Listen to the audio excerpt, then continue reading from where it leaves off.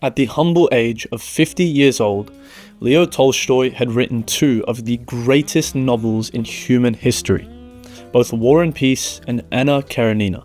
This is not an exaggeration. They are books so complete, so technologically extraordinary, that serious writers continue to read them the same way that an architect would analyze the complexity of the cathedrals. Not even to copy them, but instead just to understand what a human being is actually capable of when they commit everything they have to one single thing. He was celebrated across Europe. He was wealthy. He was famous. He was respected in a way that most artists spend their entire lives chasing, even dreaming about.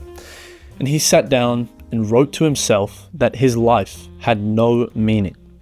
A confession, which was published in 1882, is probably one of the most uncomfortable documents in literary history. Not because it's dark in a sense, but instead because it's so honest that it's brutal. Tolstoy describes waking up one day, unable to answer the question of why he should continue to live. Not in the clinical sense, but instead in the most fundamental human sense. What is any of this living actually for? Why should I continue to write the books? Why manage my estates? Why continue? He'd had everything that the world said would make the question unnecessary, and to him it was not enough. What he found on the other side of that crisis was God, or at least his version of God.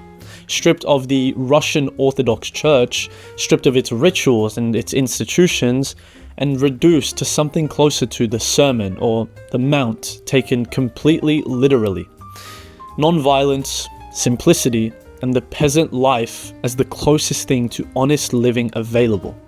And then he spent the next 30 years trying to actually live that way. This is where the story actually gets interesting, because most people who have this spiritual awakening don't also happen to own their own large estate, or have a wife with 13 children, or be the most famous writer in Russia. Tolstoy did, and the gap between what he believed and the life he was living became the central tension of everything that followed his lifetime.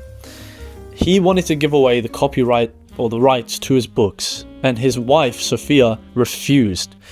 It was the entire family's income. In every sense, that is where they got everything from. And he wanted to deed his estate to the peasants, so she refused again, because to the regular person, this sounds completely irrational. Giving away all of your income, giving away your estate, giving away everything that supports your living.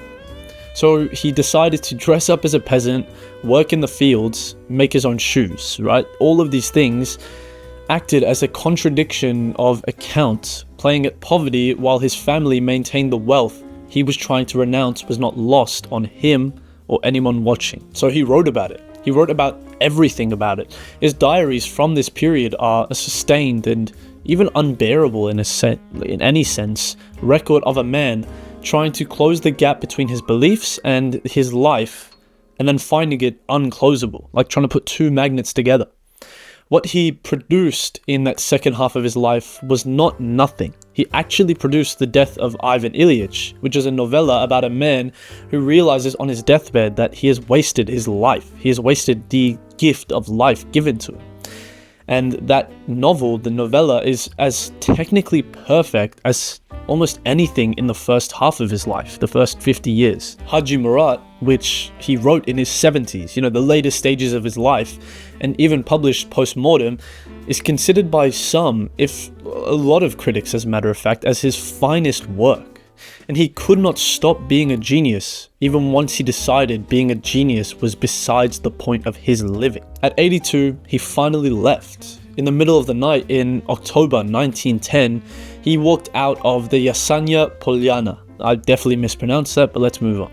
That was his estate that he had lived on his entire life.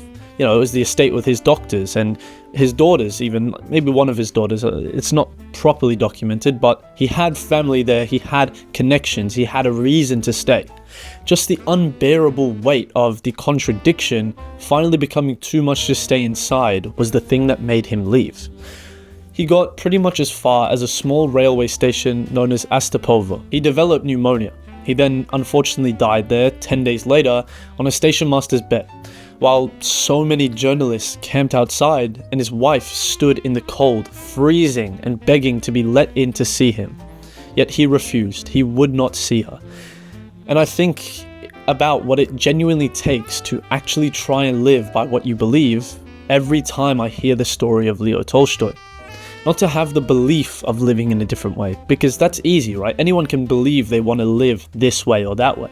Not to talk about it or to show to everyone or to virtue signal that you want to start living this way, which again is so much easier than actually living it, but to actually live. To feel the gap between the conviction and the life every single day and continue to press on it rather than making any sort of peace with it. Tolstoy pressed on for 30 years. It cost him his marriage, it cost him his peace, it cost him his life, and even his home, which I guess I wouldn't value it as much as his life, but it's such a large thing to him, right? It produced some of the finest writing in history of the novel, even as a book, and as a byproduct of his craziness, maybe not craziness, but as a byproduct of a man trying to work out how to live honestly, he produced both greatness and his own demise. He never ended up closing that gap. Maybe that was the point though. Maybe the whole point was that you are unable to close the gap between the life that you want to lead and the life that you actively lead. Maybe the conviction was never supposed to actually produce its own resolution, and maybe it was just supposed to keep asking the question from you every single day, again and again, even when the question was costing you everything. Even when the answer was just a railway station in the middle of nowhere, Tolstoy tried to answer as much as possible. So the real question now is, have you been echoing that question again and again in your head?